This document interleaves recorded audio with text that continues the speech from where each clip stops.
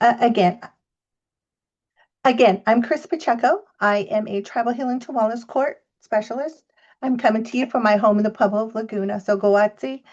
Um, and I am also a quarter Red Lake Anishinaabe, so Bijou. And so at this time, we would definitely love to introduce you to and have you meet our esteemed colleague, the Honorable Carrie Garrow, who has been a consultant with us, who's been a friend to us for many, many years. So at this time, I'm going to hand it over to Carrie. Thank you. All right. Thank you, Chris. It's been so fun seeing in the chat where everyone's from. Uh, so I'm Carrie Garrow. I'm Mohawk from Akwesasne, up in our territories in northern New York and in Canada. So we're right up here on the international border where it's very snowy and cold. So grateful for TLPI. I've been a consultant for over, I think it's been about 25 years now. I started when I was two.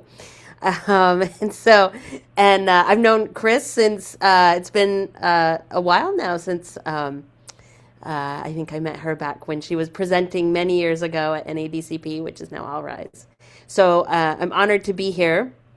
So I'm going to talk today about tribal judicial leadership and healing to wellness court, and we're going to talk about using traditional stories.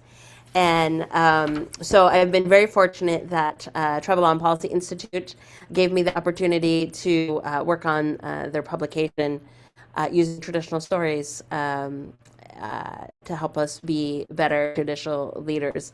And it was a great opportunity.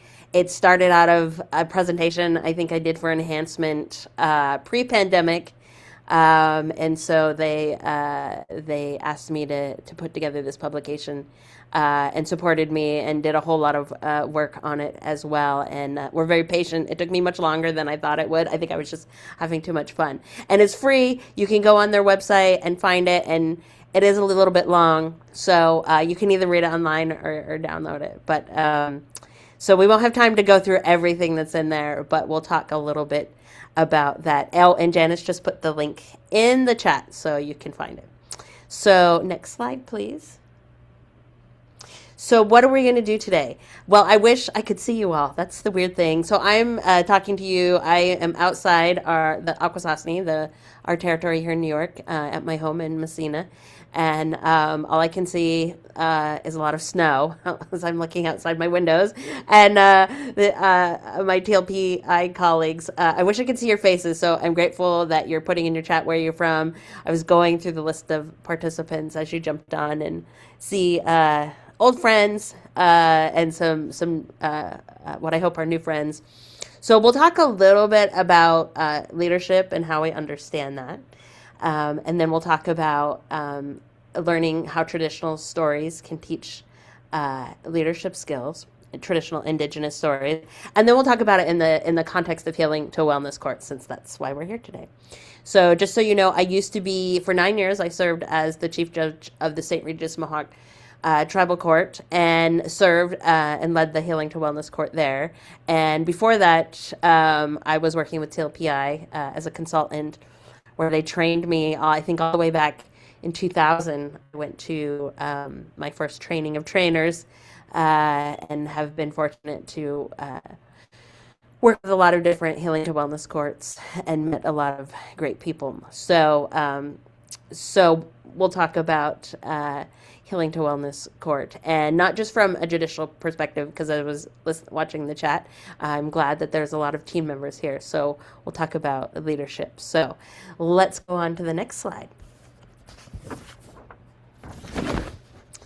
All right, so we'll talk a little bit about leadership. Now, we could spend, I mean, you can take a course on this and spend months and months and months, and it would take you years to read all the books out about just leadership in general. But as we think about Indigenous leadership prior to colonization, it was really very based on our communities, right? It was very different based on what our land was like. It's very different here in the North Country as opposed to down in the desert somewhere. And so then you have different needs, right? And our customs and traditions, our laws also dictate, our needs as well. So prior to colonization, it was our leadership was based very much on what our context was, what our needs were. And we have that right to govern ourselves and figure out what our leadership would be. Now, of course, that has some of our leadership structures look a little bit different now because of colonization, and we don't have time to talk about that. But so it's changed a little bit, but it's important to remember that our leadership skills should be based on who we are. So let's go to the next slide. So let's talk about exactly what is leadership. Now, Western leadership can be very different often from some indigenous communities.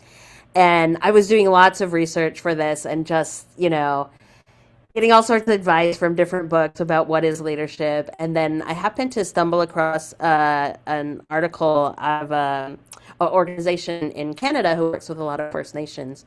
And they focused on wise practices. Now, practices might ring a little familiar because in Healing to Wellness, we're always talking about the best practices, which are based on research. And Healing to Wellness, we often then try to take those best practices and incorporate them and use them in a way that works for our Healing to Wellness courts.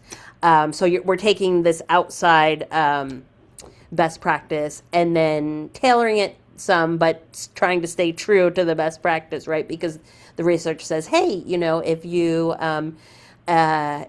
don't impose the jail sanctions all the time, your participants will do better, and the research shows that.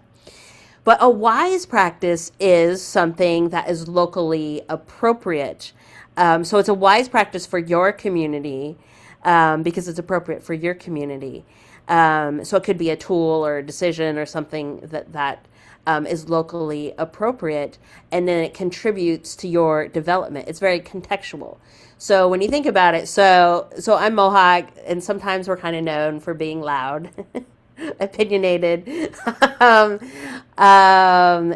and that's very different than some of my friends, in other places, who some of their nations, their leaders are a little bit more quiet. And lead their communities in different ways. So what we do in my community probably wouldn't work for maybe, some other community, whether it's in the Northwest or whether it's a Pueblo, or one of the nations in Michigan. It's very different. And so the way we might handle something that practice might not work in your community. So we should use wise practices, right? So our leadership should be very contextual.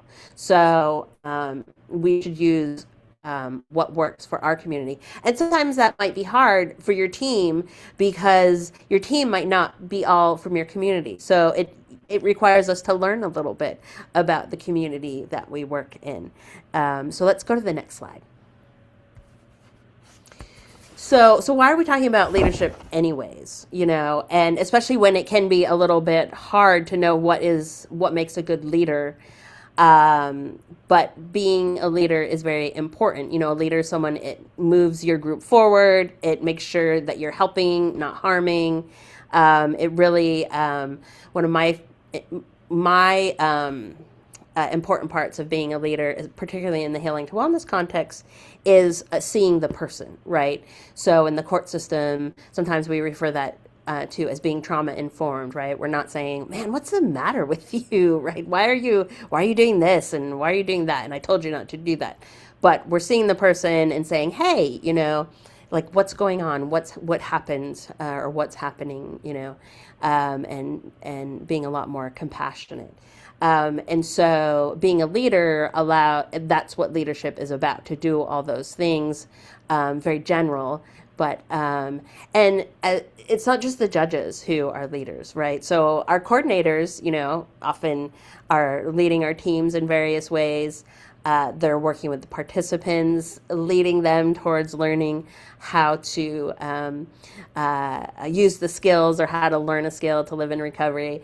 Our counselors are leaders. People look up to them. They're leading people. They're helping them, and they're trying to move them forward. So we're all leaders in different forms, in different ways. So even if you're not a judge here, I hope something will be helpful to you as we go forward and talk about some of these concepts. So let's go to the next slide.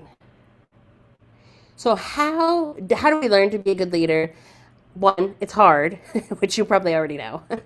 But so one of the important things that I've learned, and then I found it by this author, who I believe was doing research on being a leader in the educational field. But when you think about it, sometimes that's what we're doing in Healing to Wellness, right? We're helping people learn and really emphasize about Indigenous leadership. And this was a study they were doing, was the importance of being there for people, waiting patiently in the background, which sometimes when you think about, maybe some of our Western, political leaders, maybe in Washington, D.C., they're not necessarily there in the background just waiting and and just sitting in the background listening. So it's a very different concept. But by being there and listening, they're demonstrating, right, that you care. And sometimes that's what we do as leaders in Healing to Wellness, especially as judges. We should be spending more time listening to our team than talking, listening to our participants than talking.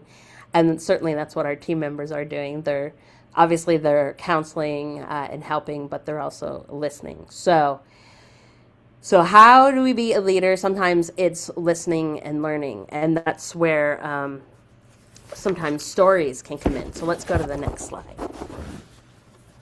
So why stories, right? Why can't we just, I don't know, just give me a checklist and that will tell me how to be a good leader? Well, many of our indigenous cultures, we use stories all the time, right? We have storytellers as part of our culture. And stories do so many wonderful things. So they provide like a guiding light, right? They teach us things. They show us our way, as we came to this earth. They show us how to do things. They teach us how to do things. They also build powerful bridges, maybe with people that we don't care for and are trying to learn to work with. They help us build bridges to our ancestors, those that came before us and teach us, want to teach us things, and they help us know that we have a bridge, right? We're not alone. They also bond us with our community. So, when you meet someone who you don't know, but they're from your own nation, there's that common bond, right? And as we know our stories, that common bond increases, gives us even more understanding. Sometimes even when maybe we don't like those people or we're having a hard time getting along, the stories, they also help us learn and build connections in our community. And again, back to the ancestors, right? They teach us about our ancestors and how they lived, right? And this gives us meaning. And so our stories are very, very important and really bond and help us build connections. So as we listen to stories, we can find different things that we need, that we can use, and teachings that we can use and practice and screw up and then listen to the story over again and try again, and help us, shape our lives and become whatever it is we're trying to do, whether it's trying to be a good leader or we're trying to do something else. So our stories are very helpful. Let's go to the next slide.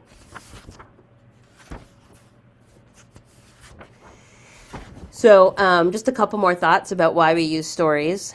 I think it's so important that we tell our own stories, because telling our stories helps us heal, right? We all, are dealing with historical trauma, and it helps us reclaim our story.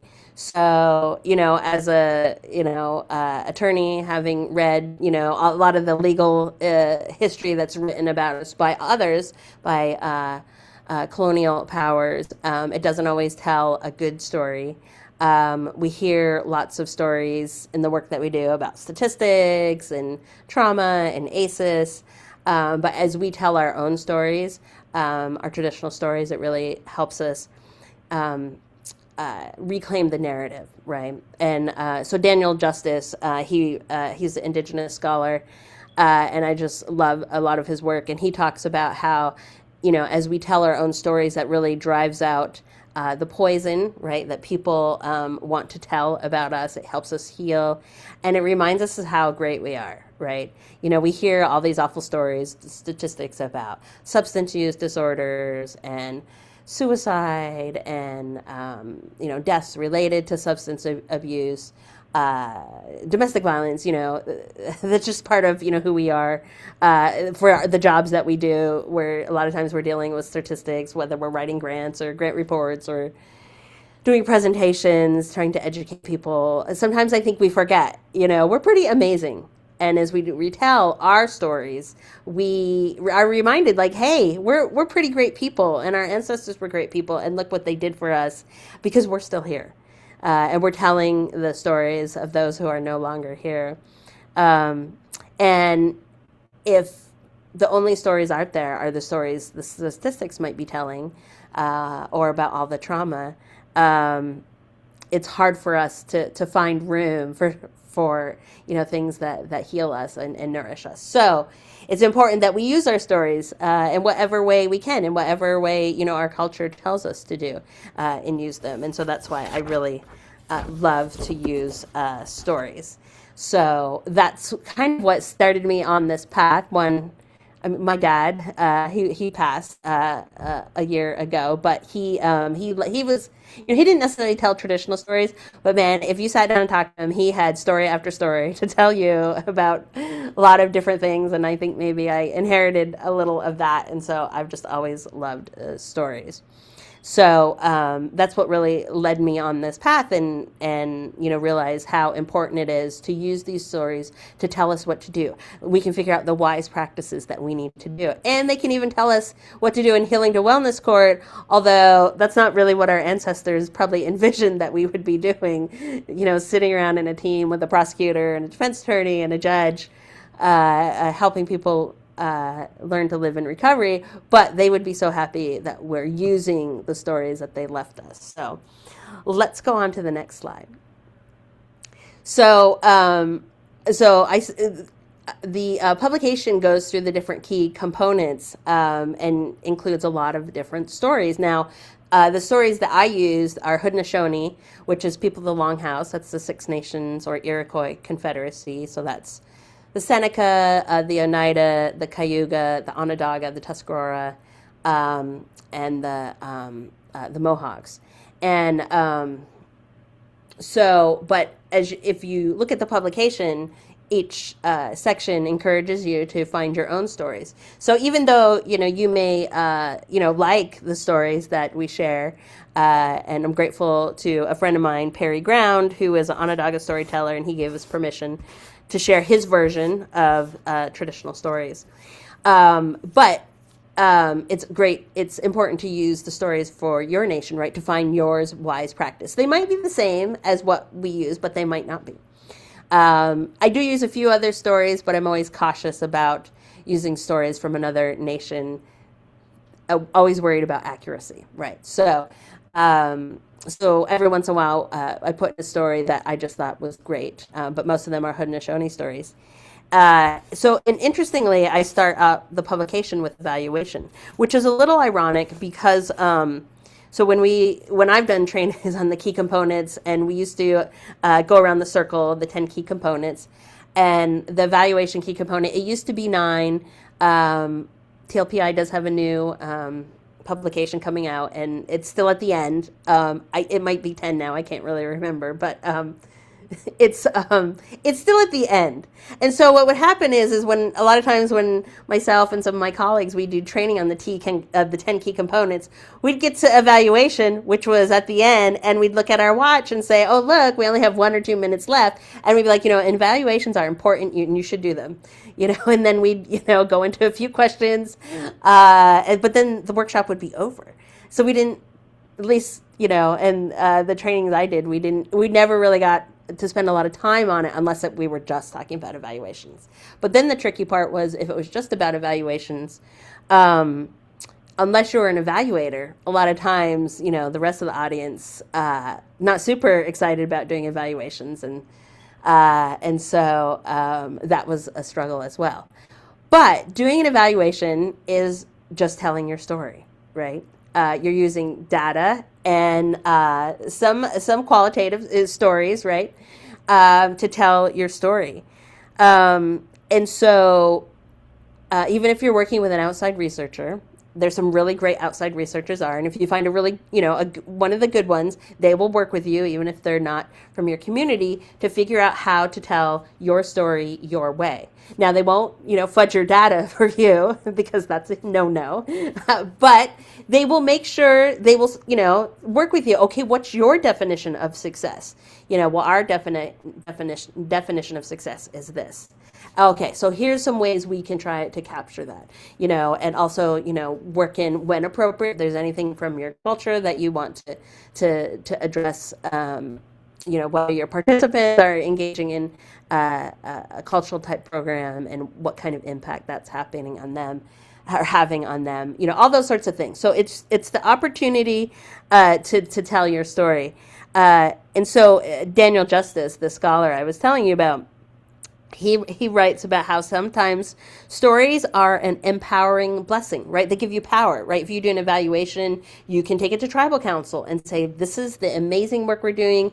We need help in this area and we're going to need X, Y, and Z, right? Or you can use your evaluation in a grant application. Or sometimes you can just use it to educate people. And it might help you with your team to adjust and be better.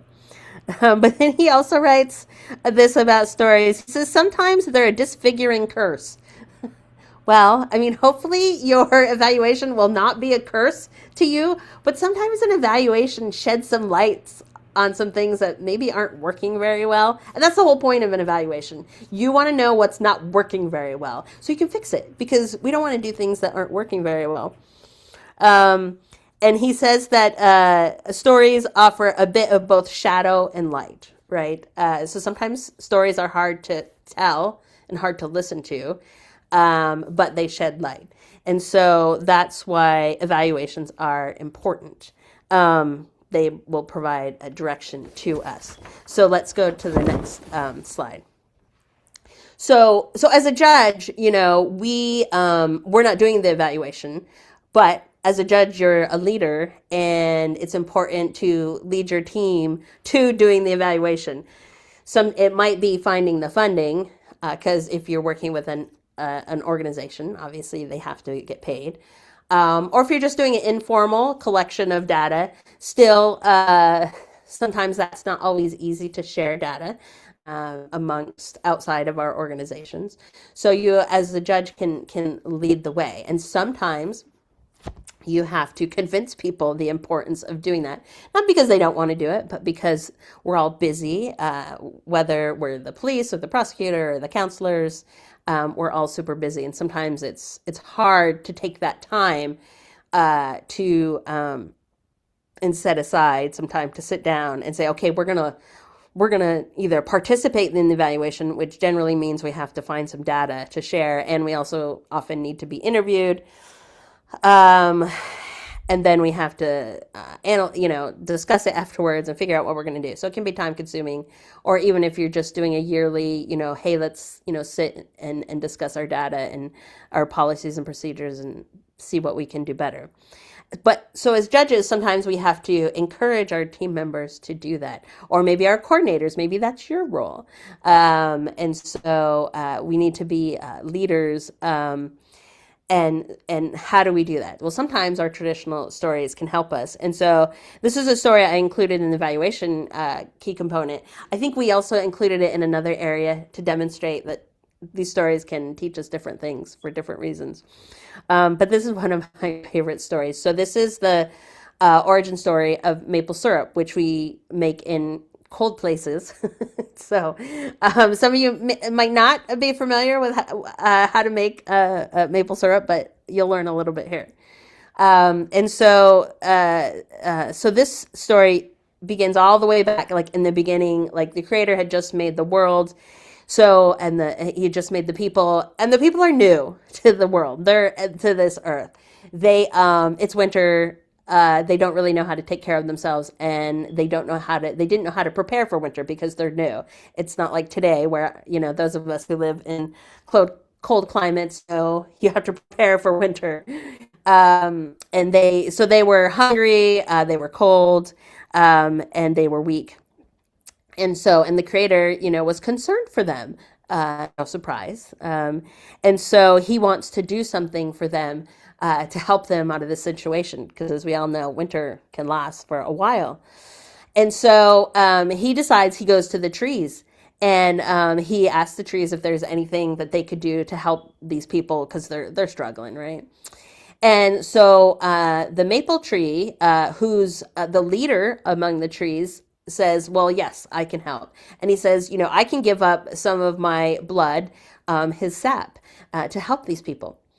And so the creator goes back to the people, and the creator teaches them how to cut into the bark of a maple tree to make a slit, and how to make a tube out of basswood, form of wood, essentially, a long pipe or straw, and to insert that into the tree, and then put a wooden bowl underneath, and then what flows out? The sap, which at that time was very thick and dark, super, super sweet, just tasted so good. But because it's so thick, it takes a long, long time.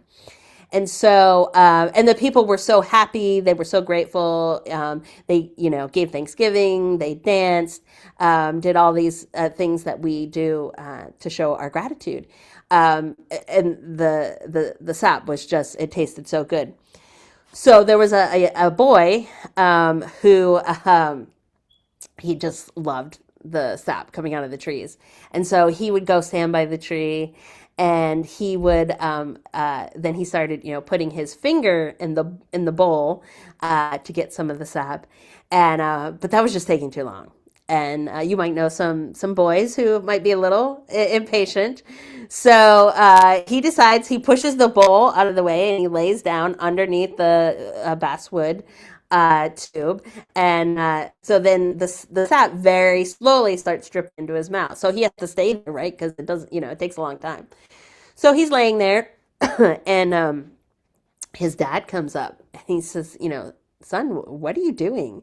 And the son doesn't get up. He's still laying under there, and he goes, ah, because his mouth is full of sap. He can't talk. And the dad is just like, well, that's weird. And so his dad goes over to a tree, and then just does what his son's doing. He pushes the bowl out of the way, lays down, and then sap starts dripping into his mouth very slowly. And he stays there. So then the mom comes, and she sees her son and her husband, laying underneath the trees, collecting the sap instead of the bowls. She says, what are you doing? And their mouths are full of sap, so they're just, because they can't talk. So she's like, well, this is just crazy. So she does what they do. She lays down, gets underneath the long tube, and sure enough, the sap starts running into her mouth as well. And then bit by bit, everybody, all the villagers come out, the immediate family, and then the extended family, and then pretty soon all the villagers, they're laying under the trees waiting for the sap to run into their mouths. And so the creator, being very wise, he at some point decides that he needs to go back and check on these people, right? And to see, how they're dealing with this gift that he gave them. And so he shows back up at the village, and at this point it's almost spring, and it's at the point where in our culture, what we do is we're planting our three sisters, and so corn and squash and beans, but nobody's doing that. No planting's going on. There's nobody in the village. There's no fires. It's all in disarray. No plantings going on, and everybody's gone. And he just thinks, well, that's concerning. And so he hears some noise from the forest. So he, goes over to the forest, and what does he see? He sees everybody in the village laying underneath the trees, the sap's dripping down into their mouths, and even the dogs are there, right? The dogs have figured out how to do this as well. They're laying under the trees on their backs, and their little bellies are all puffed up, so if they had to walk, their little bellies would be dragging on the ground. So they were well fed now, but nobody was getting any work done, and nobody was doing their responsibilities. So this made the creator mad. And so he yelled, "What are you doing?" Of course, they all jumped up and they all felt ashamed. He said, "You need to get back to the village and take care of your responsibilities." So they, all hustled off and you ran back to the village and started doing what they were supposed to be doing. And so the creator knew that they were going to still want to do this. So he thought, what am I going to do? Because I'm going to go away and they're going to be back here underneath the trees with the dogs, and then, not getting any of their responsibilities done. So he came back that night and he started pouring hot water into the maple trees. And this did something to the sap. So a few days later, when one of the villagers decided, I really want some of that sweet, sweet sap that comes out of the trees, he went back to the tree, laid back under it, and got a mouthful.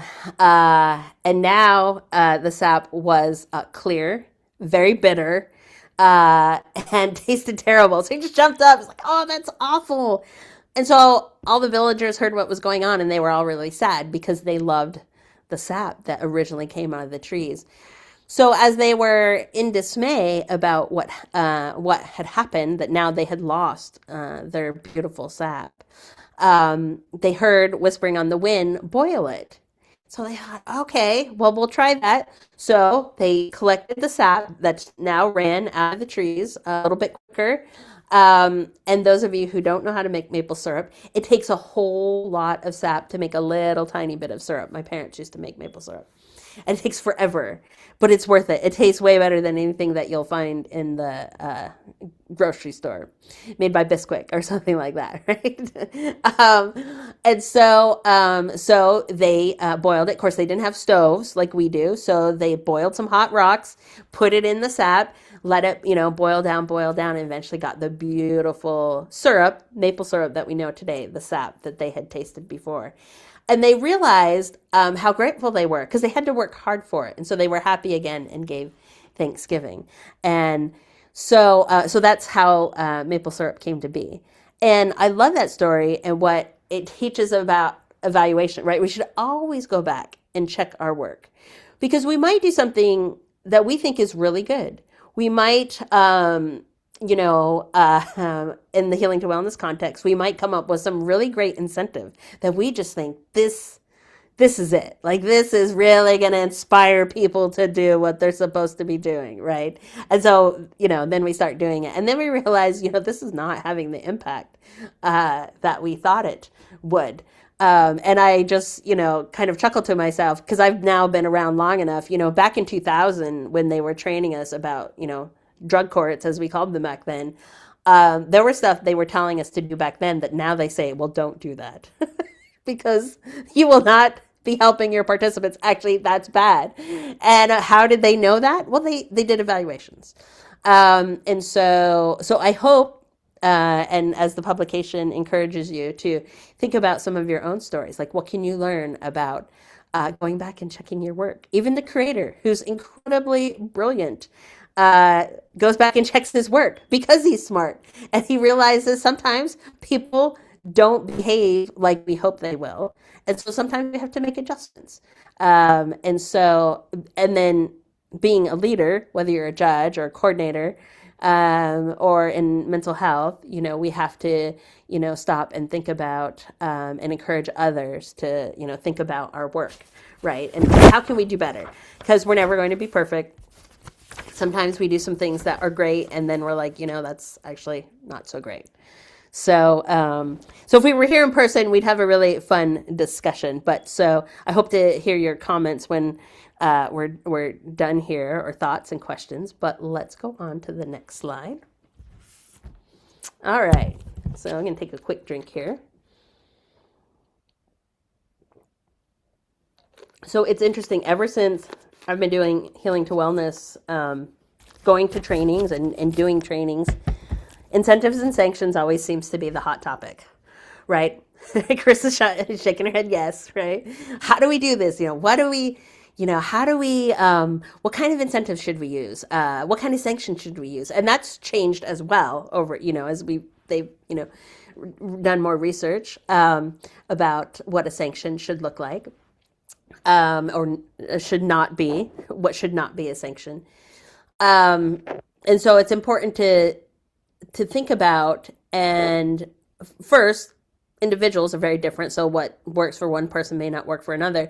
But again, it's also very locally driven, right? Driven by our culture, because what works for one culture might not work for another nation. So again, very important. And I think we can learn a lot from some of our stories about how to do incentives and sanctions, because it is very individualized. And you can go to all the trainings in the world, but sometimes then when you're in the weeds with that one participant and you're trying to figure out, well, how can I get this participant to do what I want them to do? What can we do as a team, right? And sometimes the incentives and sanctions work, and sometimes they don't. So, so one of the stories I thought I'd share with you today helps us to think about that, and that's the legend of the no face doll. So it's a doll without a face.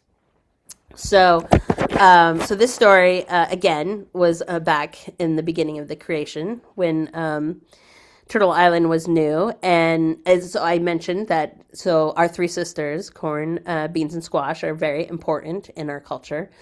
And they, sustain our life, give us lots of nourishment. And so the corn spirit, along with her sisters, was they were all well loved, they're well respected, and the corn spirit wanted to do more. I mean, she's already doing a lot, right, giving life and nourishment to the people, but she loved the people, so she asked the creator if there's something more she could do. And so that made the creator really happy. I mean, who doesn't love it when somebody comes to you and says, how can I help you more? Right. So, so he teaches the corn spirit how to take the husks of the corn and to make a doll. And so the corn spirit made this beautiful corn husk doll and gave her a beautiful face.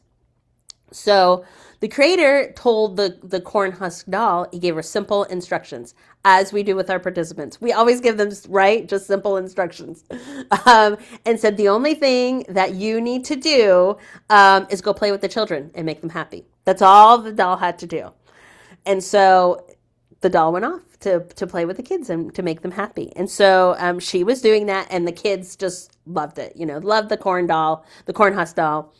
And everybody was telling the corn husk doll what a beautiful face she had and how beautiful she was. And so one day the corn husk doll is walking by a pond of water and decides to go over and looks in it at her reflection. And so she looks down and she sees her reflection and she says, "Oh my gosh, I am beautiful." And so she says, I'm just going to sit here for a little bit and basically admire myself and just do that for a little bit. And then she goes off and plays with the kid, but she comes back, she comes back the next day and does the same thing, stays a little bit longer, right? And she keeps doing this to the point where she's not playing with the kids at all. And she's just spending all her time admiring herself in her reflection in the pond. And this made the kids sad, which is the opposite of what her reflections are. And I'm sure you've never had a participant do the opposite of what you told them to do. I'm sure that never happens to you. But so here she was spending all her time at the pond, and the kids were sad. And so, of course, the creator heard the cries of the children. I mean, he is the creator, and he could hear them, begging the doll to come play with them, and she wasn't. So the creator came and gave the doll a warning and said, don't think you're so beautiful. You don't have to follow instructions, and don't think that you're better than everybody. And I'm sure you've never had to say that to a participant, right? You've never had to give them a warning, but that's what the creator did to the doll. And so the doll listened. She said, okay, yes, gotcha. I'll do it. I'll go back to playing with the kids. So she went back to, left the pond, playing with the kids, keeping them happy. And then the kids and the people start arguing about who's going to play with her because they all want to play with her because she's so beautiful.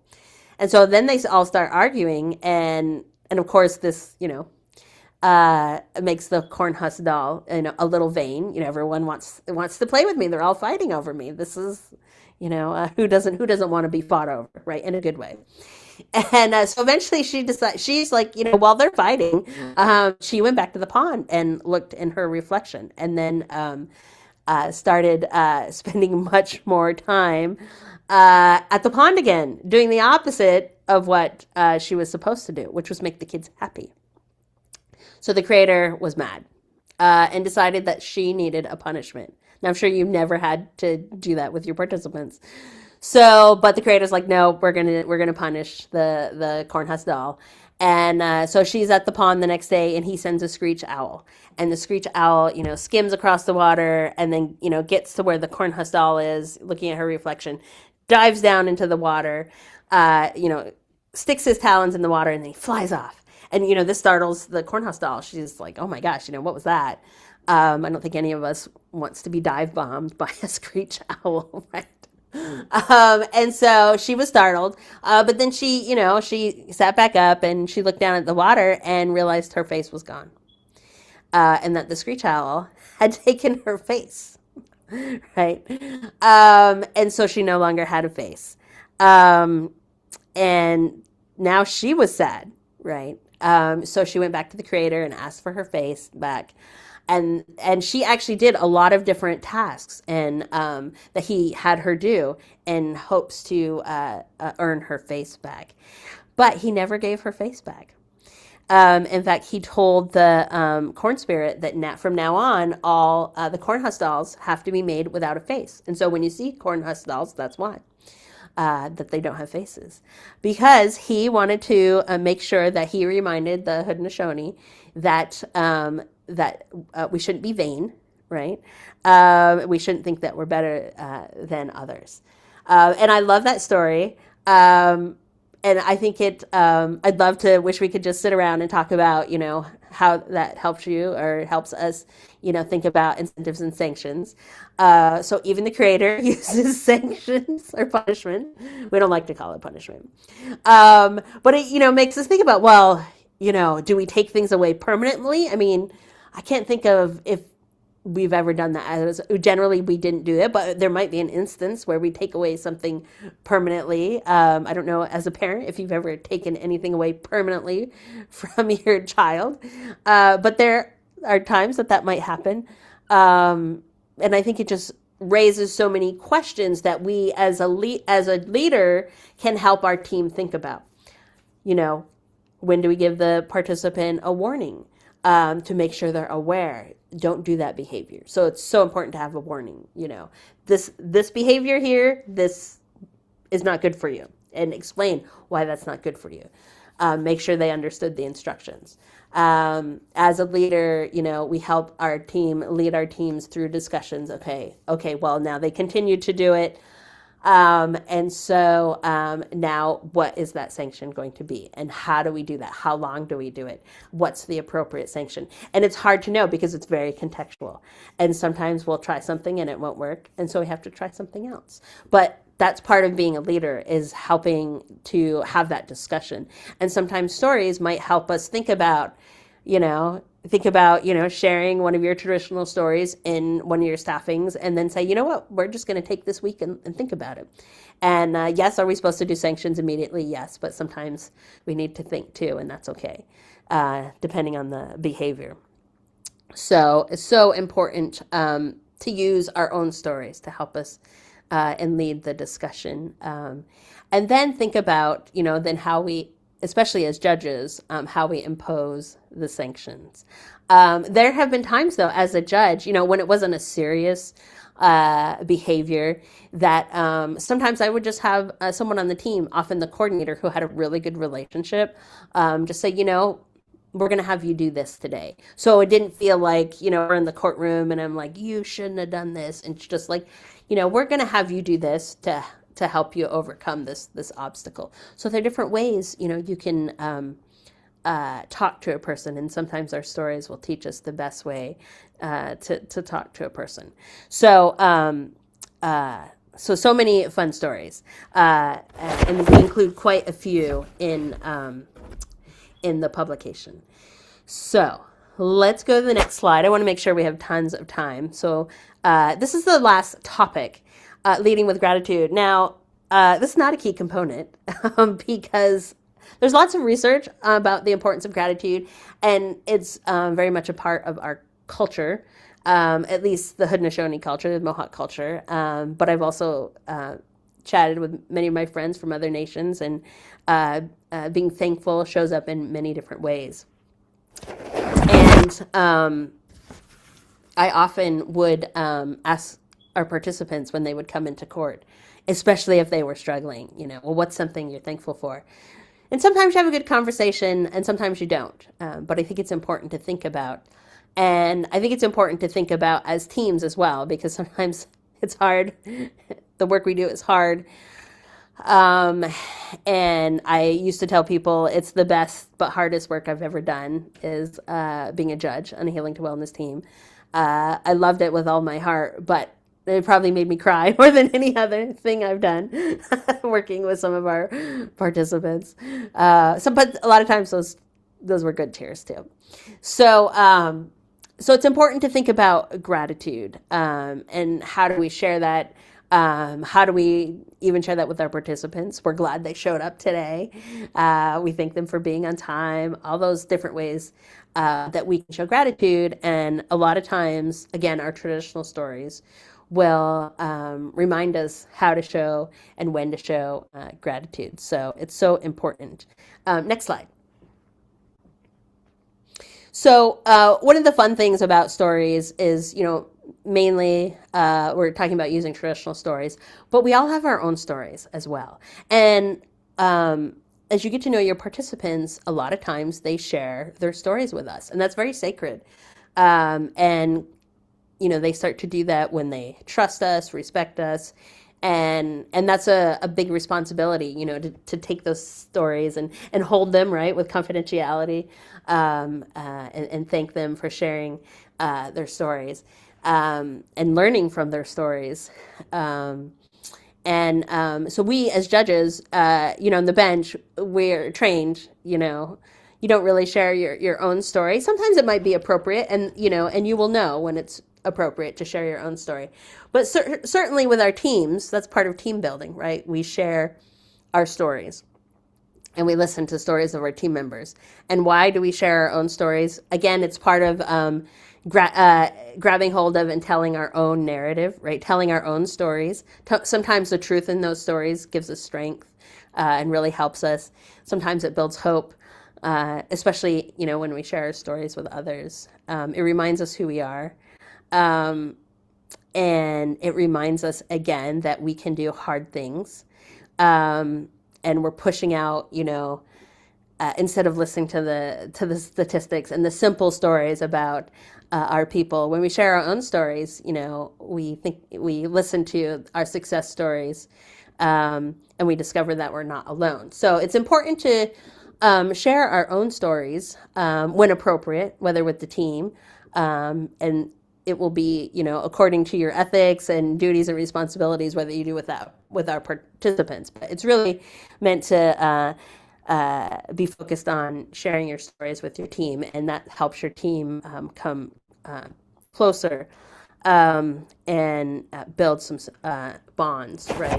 And remember what we talked about in the beginning, that really builds some bridges. So I'll share one final story. This is a personal story, and then we'll have tons of time for comments and questions. But let's go to the next slide. So I'll tell you a funny condensed story. Well, it's somewhat funny. And so that's about gratitude.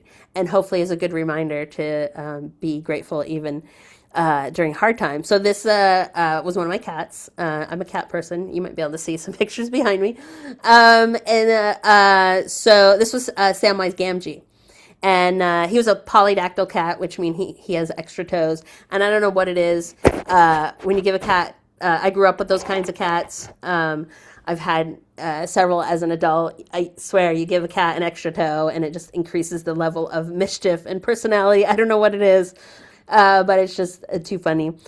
So I adopted Sam from a rescue when I lived in Syracuse, New York, which is about 3 hours from here, from home. And he's just the funniest cat. You know, I had him for 13 years, my best friend for 13 years, and he was so sweet. Everybody loved him. Just the sweetest cat. And so I moved back home here close to the reservation when I took on the chief judge role and moved Sam and his brothers up here with me. And the first year we were here, he developed some health issues, and we finally got him diagnosed that he had a heart murmur. And with some help of some great doctors, they got him some medicine that really helped him. He was a good boy. He was 16 to 17 pounds, which is big for a cat. And every doctor he ever saw throughout his life said, he's not fat. He's just really a big boy. And so everybody would always say that about Sam. You know, he's just really a big boy. And so he had to take his medicine. It was a liquid. And for some unknown reason, because I've had to give this medicine to a different cat and didn't have the same response, but it made him drool. I mean, you would thought he was a Saint Bernard, like drooling. And so you had to have paper towels handy. He didn't particularly enjoy that, but he was just such a good boy. Did it twice a day for several years. And his babysitters knew how to do that for him when I was not around. And then, unfortunately, a few years later, he started developing some other health issues, and the doctors discovered that he had some internal issues that were painful. Basically, and in humans, it would be like an irritable bowel, and it was painful for him every once in a while. And so he was on medicine and special diet and all those kinds of things. But so then the pandemic started, and he would have episodes every once in a while. I'd have to take him to the ER.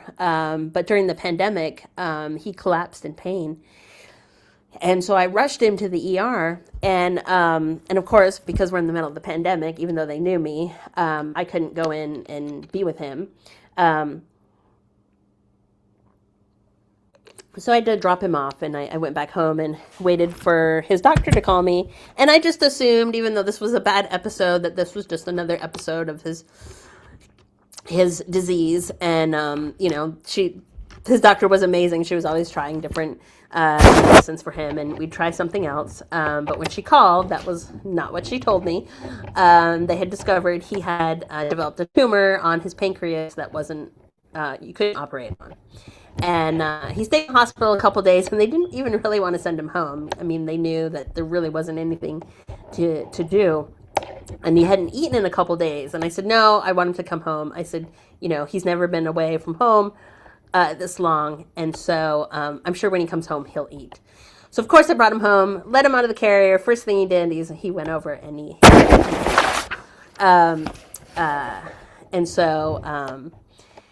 next slide. Let's go to the next picture. So, so this is my Sam during the pandemic, and he did not understand social distancing. And he gave the best hugs. He was big. He was too big for me to carry. He trained his babysitters to carry him around. So one of the silver linings, or whatever they call it, one of the of being in the pandemic, is that I was home with him every day, and so could assess how he was doing, because I knew he didn't have much time left. And so basically looking for when he was having more bad days than good days. And so I would know if he was having a good day when I would wake up in the morning, and somehow he would know, even if I didn't move, because I tested this theory, if I just opened my eyes, when he was feeling good, he would know. He would, jump in the bed and he would know I was awake. And but days he wasn't feeling very well, he would not jump in the bed and he would not come out for breakfast. And typically, I would have to find him, usually under the bed, and try to convince him to eat. So one morning I get up and he was not around. And I'm like, this is probably not going to be a good day. So I go in the bathroom, my normal routine, and I have an Alexa in the bathroom, one of those AI things you can ask all sorts of questions. And part of my routine, I ask Alexa what the weather is. And as normal, she tells me the weather. But on this day, she said, Carrie, it's going to partly rain, but also that means there's a chance you can see a rainbow. And I was like, okay, she's never said anything like that. And I've had her for years, and I still have her today. We still have this. I still do this every day, check the weather. And she's never, ever before or since then mentioned rainbows. And I was just like, well, that's just weird, a little creepy because of, heard all sorts of things on the news about Alexa spying on you. But I was just like, whatever. So I just go about my morning and I come out and I feed Sam's brothers and he's still not around. So, I have company, one of my cats. Um, and he says, or I go to prepare Sam's breakfast, and to go find him underneath the bed. And I turn around, and there's Sam with he had this little smirk he would have on his face, and he was just smirking up at me. And I looked at him, and I said, Sam, I said, you're my rainbow. And I just thought about all the rainbows I'd had with Sam as he's coming to the close of his life. The funniest one of the many funny ones was he started taking medicine for his heart issue.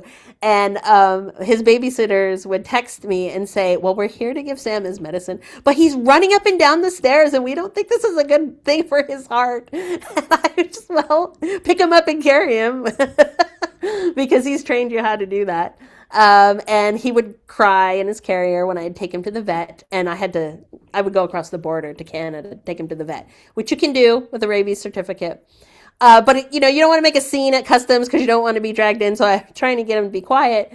So if I would put my hand in the carrier and hold his paw, he wouldn't cry. And one of the many other rainbows is when I had my hip replacement. I had a wooden tea cart and to put my meals on and to help me around the house. And sure enough, he learned very quickly to jump up on there. He would knock everything off of it because he was huge. And he learned that I would push him around on the tea cart as part of my rehab so he could look out the windows. So many rainbows. Well, not, it was a few weeks later where unfortunately Sam died that day. And so I taken him to the vet and I came out of the vet and no surprise, it was raining that day, right? Now I didn't see any rainbows that day because it was a pretty sad day. But as I came out of that vet and I'm in, that vet is in the Adirondacks and it's just beautiful. It's the fall, other than it's raining, and there are no rainbows. And I just thought, I would run through every single one of those raindrops to experience a rainbow from Sam because there were just so many. And so I know that in having done Healing to Wellness for a long time, 9 years, and having been involved in doing training for more than that. So sometimes it feels like it rains a lot in Healing to Wellness Court, right? Some days it feels like it pours. Sometimes for a long time, it's almost like I must live like, in the rainforest. But, do not forget to look for the rainbows because they are out there and hang on to them and remember them and share those stories with people because that gratitude will help you. So Nyawa, thank you. We have tons of times for questions, comments. So I'll turn it back to Chris and Angie. So thank you so much. I love those stories. I love the maple story and the kitty cat story. So I think we do have some.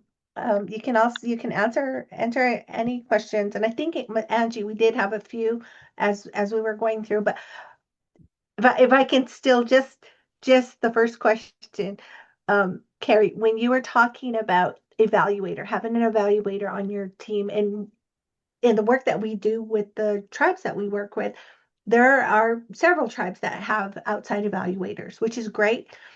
I think one of my questions would be, does that does that evaluator or should that evaluator have like a baseline knowledge of what healing to wellness courts are, Mm. maybe their history, like understanding of the 10 key components, understanding of, and all of those things that we do in healing to wellness court. Um, should they have a baseline knowledge, or should we have someone who comes in just fresh, just does not have any knowledge and is Yeah. able to give us a different point of view? So that would be my question. Yeah, that's such a good question. I mean, in a perfect world, yes, you might get an evaluator because a lot of us live really rural. Now, we were fortunate; we worked with people who had that experience about healing to wellness, but we're also wanting to know about our experience. So listen to us a lot. But I would think so.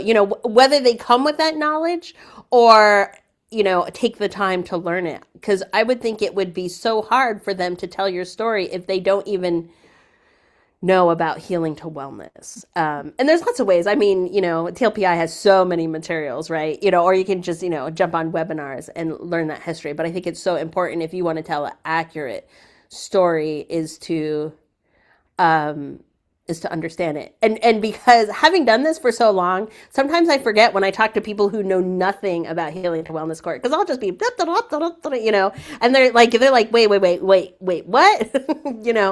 And so I think it's important because you might then tell the evaluator something, and to you, it means because you've worked in healing to wellness for so long, and you're familiar with, your key components and all that kind of stuff. But it doesn't mean the same thing because you're telling it to someone who doesn't have that context. So whether they learn it on the run or you're fortunate to get someone who's experienced, I would think it's super important. In addition to learning about the history of your nation, and you know especially sometimes a lot of our healing to wellness courts work with counties and states, and so sometimes that's important to capture that story, like the relationship of how your relationship has changed with the county, and it's not just about the stats, right? It's about the relationships. Okay, Judge Garrow, we did have one question, and it was in regards to sanctions. And the question is, should sanctions be given in public or in private?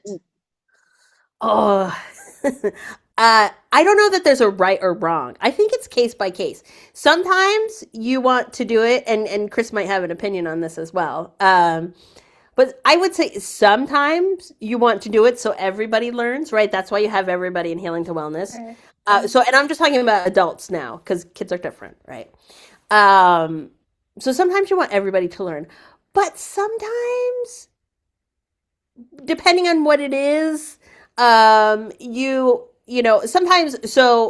that's why sometimes I would have a coordinator, say, especially like, um, if it was a sensitive conversation and maybe I didn't want to have them feel embarrassed, even just in front of the team, right? I would just say, to our coordinator, can you just have this conversation, and that person so well, and you can sit down for an hour, or have a little bit more luxury than we would have court time. And so I think it really depends on the participant. I don't know. Do you have anything to add on that, Chris? I was going to say it goes back to what you mentioned earlier when we're talking about I call it the evolution of problem solving courts. Is that there are things that we used to do that now with research and stories and anecdotal kind of things we don't do or we shouldn't be doing right now, and this is one of them. And I agree it can be a case by case kind of situation if there is something that is could be embarrassing to this individual because we don't want to shame them. Mm. Back in the day, it would be like, everybody, whoever's going to get sanctioned, gets sanctioned in front of the other participants and the team and everything. And it's kind of this, so they don't do it again, or so others can learn that this is what you don't do because then you're going to get sanctioned and all, that was kind of the vibe. But Yes. now, because we also have trauma informed practices in our healing to wellness courts or our problem solving courts, we are also learning that is probably not one of our best practices. And I know sometimes that it could go against our cultural background or some of the things that we do in our own individual culture. Um, you know, in Laguna culture, hamaha, we would have, if you were caught doing something wrong, you would have to go in front of the village and you would have to say what you did, and you would have to, make amends, or, accept whatever their punishment was or their sanction was. And but now, because we're learning so many new things, and like I agree with you, it can be a case by case, can be individualized. And I also know some adult healing to wellness courts where they do that. They do an individual sanction kind of thing. Mhm. And So, and if I can add to that, Chris, I think it's so fascinating because so a couple things. So I noticed, and I don't know why I started doing this, but so when I was with the team, we threw around the word sanction all the time.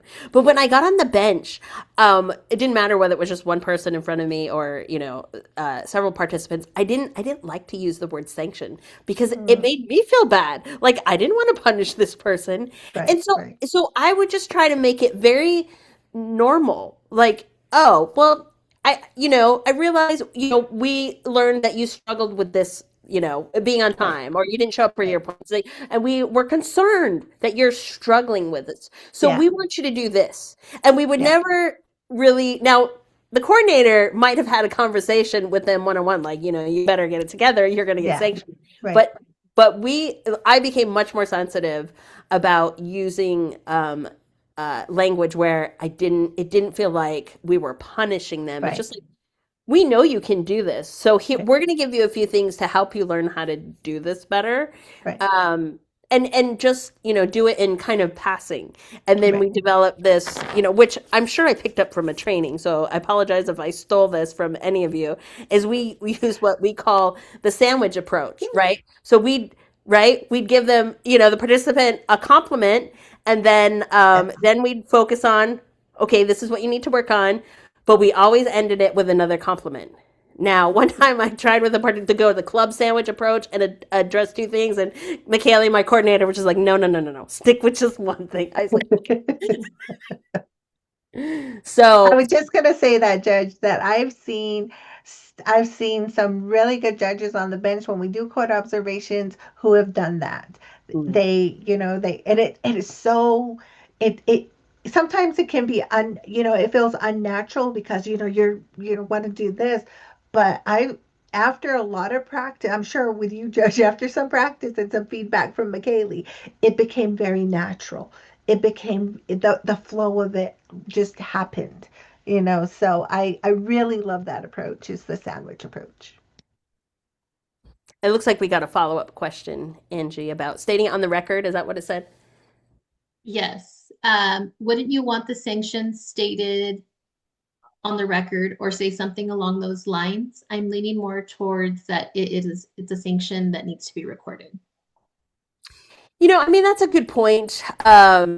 So I think so. Me personally, and I think this is just a personal preference. And Chris, you might have an opinion. So if you're doing like a written order, certainly you could write that on there. I just, we were just trying so hard to be a little bit more trauma informed, and so we just didn't use that language in the courtroom. Now, certainly, if you're doing a written order, um, but I think that's just my personal preference.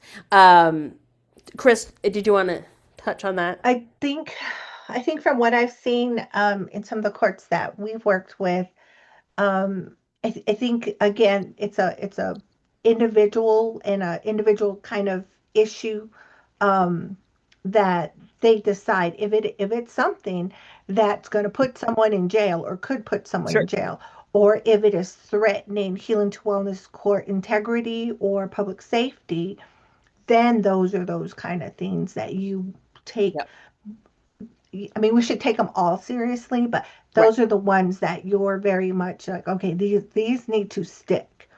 They Right. they they are different than, and this is why there's that level. There's those different levels of respondent to participant behavior, which is, um, you have there's, well, we're going to give you a talking to. And this is that, that gradual increase in sanctions that we talk about is because, these are something that, we're going to talk about and help you make progress in correcting this. But then there's also those things that really we need to be on the record, need to, so I think it's like, how intense should we handle this? And it's a case by case. Right. Long gone are the days when we have a list. I always Yes. tell people, if I ever find that list, I'm gonna sell it and I'm gonna retire.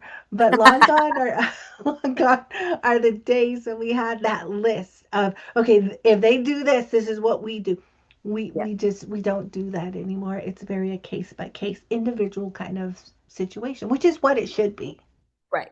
Right. And I think I just saw in the chat someone writing that, they use a court note. And so Yeah. absolutely. So even if we didn't call it a sanction, in the courtroom, like Mm. our team knew what it was and we would track it. So we had, a report for our participants and it would list like all the sanctions, So even if it was just, hey, I'd tell the participant, so we want you to think about this. So we're going to have you write an essay. And I didn't use the word sanction, it would still be noted under the sanctions on the Yeah. report that we got. So we wouldn't forget that we've already Right. given them the sanction so we could do graduated. Right. I see a, I see, we call it a service adjustment, which is, yeah, you're Yeah. making an adjustment, Yeah. which is great. Yay. So Anything else, there is some Angie? really great comments. Yes, there's some really great comments added by some of our attendees. So I just wanted to encourage everyone to read through some of those. But I did see two more questions. Um, let's see. When you were talking about the origin story of maple syrup and how we should go back and check in on our work, I take that as checking in on previous participants and see how they are doing. Is that correct? Oh yes, yes. We check our work and we check our participants' work. Like that's our job. So I think and so sometimes, well, I don't know how you are, but sometimes as a judge, it would be hard because a lot would happen. So we had our healing to wellness on Thursday. So I'd see a participant on Thursday, and I might see that, probably see them, especially early on in another week. I wouldn't necessarily always remember myself what happened, and pick up the conversation.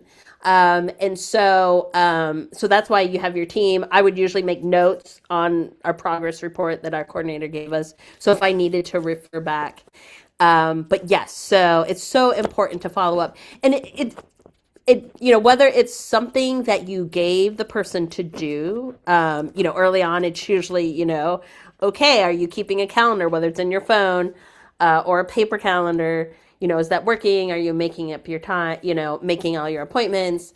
How's that working? Or,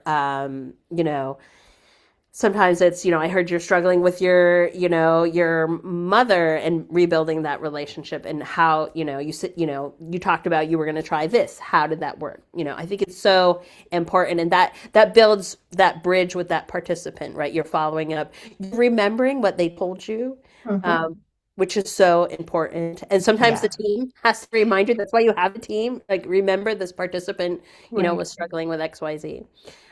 So important Yeah. to do that. So Thank thank you for you. that. There was a question about the presentation slides. Yes, they'll be available afterwards on our wellnesscourts.org site. One more question, Judge. Do you think the idea of readiness includes an aspect of readiness to accept responsibility for actions and acknowledge that there will be accountability through sanctions? Whew. It's so funny. And okay, so I'm so glad, Chris, you're here because I want to hear what your thoughts. Okay, so and it's so funny because I was reading uh, something with regards to healing to wellness that was a little bit old, and now I don't remember what it was. But we used to talk about readiness to change all the time, and Yes. that you wanted to measure that before you assess that before you Yeah. took people in. And I'm pretty sure they tell us not to do that anymore, right, Chris? They Right. don't. Right. So, and because let me tell you, especially in our family treatment court, because we're a small community and a lot of times I might not have known the participants, but my team usually did. Usually the treatment Yeah. people, the mental health people, and my coordinator who was so plugged in the community, she's like, oh, I know this person. And, we take a person and in our staffing, not in court, we'd be like, okay, we're going to take them. We'll see how this goes. And maybe the first 6 months were rough. And, Hmm. but now those moms, they got their kids back. They Right. graduated. I mean, it was just amazing. So I just, the whole I don't know what readiness to change is because most of the time I hate change myself. So Right. Yeah. uh, I'll toss that to you, Chris. What do you think about that?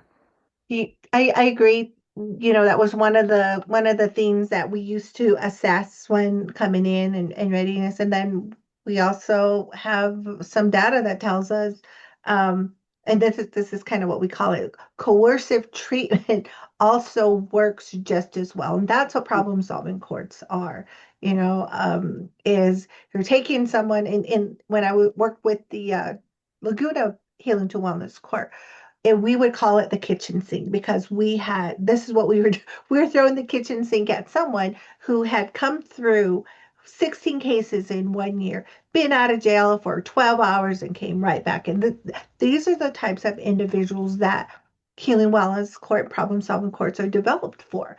They are not the ones, and as a clinician, as a counselor, they're not the ones who are going to come knocking on your door and say, "Yes, I need help. Help me. I'm drinking too much. I'm getting in trouble too much. My family is upset with me. Please help me."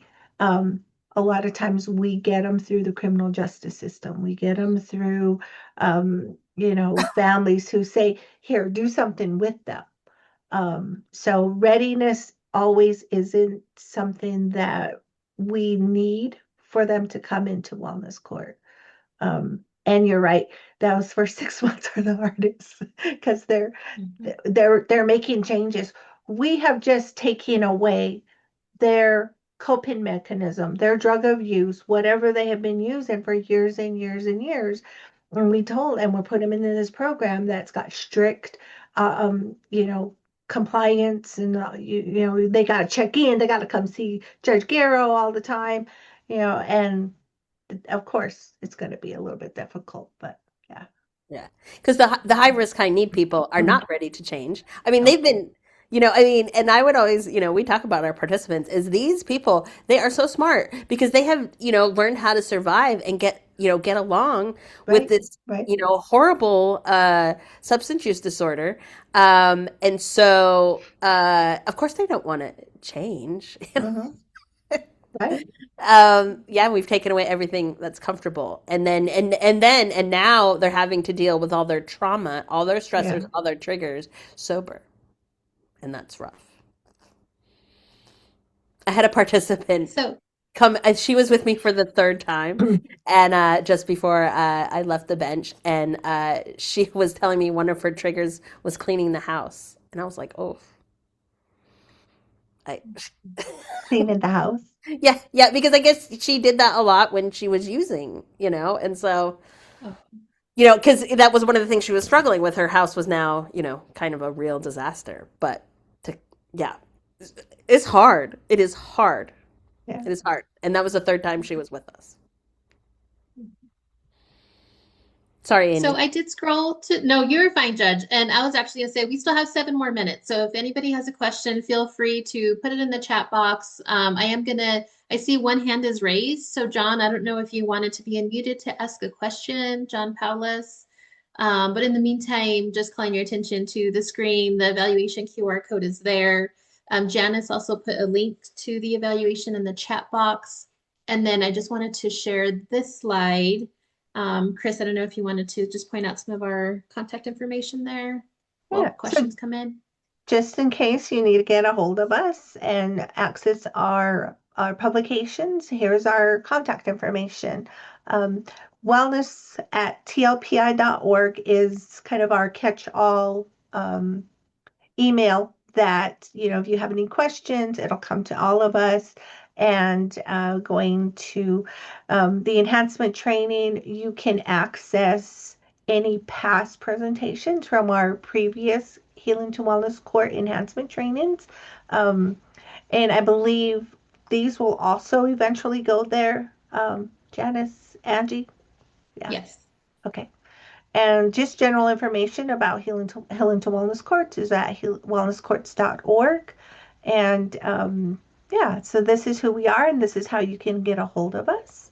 And as well as Judge Garrow, she, like I said, she's one of our longstanding consultants. She's an honorary BJA 10T member because she's helped us a lot with a lot of things this year.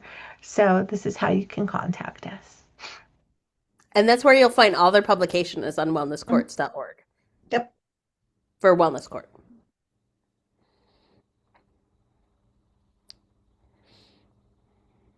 Looks like people may be starting to sign off, but John, did you have a question still? I'm not sure if he's still with us. I will unmute and allow to talk. So if you have your question, you can ask aloud.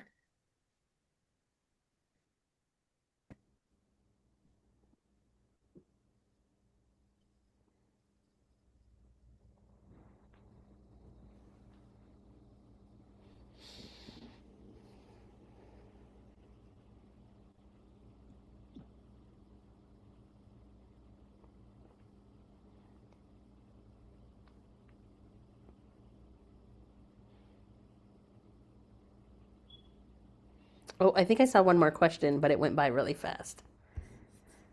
Yes. It says, should a judge always preside over Healing to Wellness Court, or can a program coordinator? So if it's a court, absolutely it should be a judge. Now, that having been said, there were times when I was a judge and the associate judge couldn't be there. So they wouldn't have court, but just the participants would come in and check with the coordinator. But if your Healing to Wellness Court is a court and you're having court, then yeah, you should have a judge preside. But I also know, not all of us have associate judges or associate judges who are trained. And so, but you can just do like a check-in, so they wouldn't be on the record. It would just be, they showed up, did a drug test, and checked in with the coordinator.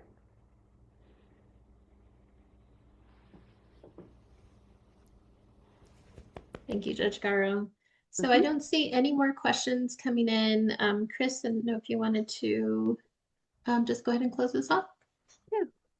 So, as Janice has put in, and as we see one of Judge Garrow's kitty cats, here's our evaluation. We definitely appreciate any feedback that you give us. It not only helps us to improve webinar series like this, but also the work that we do. So please take some time to click on the evaluation QR code and give us your feedback. Next, go ahead and keep that up. So we'd also like to remind you at the beginning of the webinar, Angie let you know that we have three more sessions this week, Tuesday, Wednesday, and Friday, right? Yeah, so we'll have 3 more sessions this week, and we would love to see you. And we hope that you register. We hope that you continue. And we also have another series with the Family Healing to Wellness Courts at the end of the month. So that'll be January 27th through the 30th.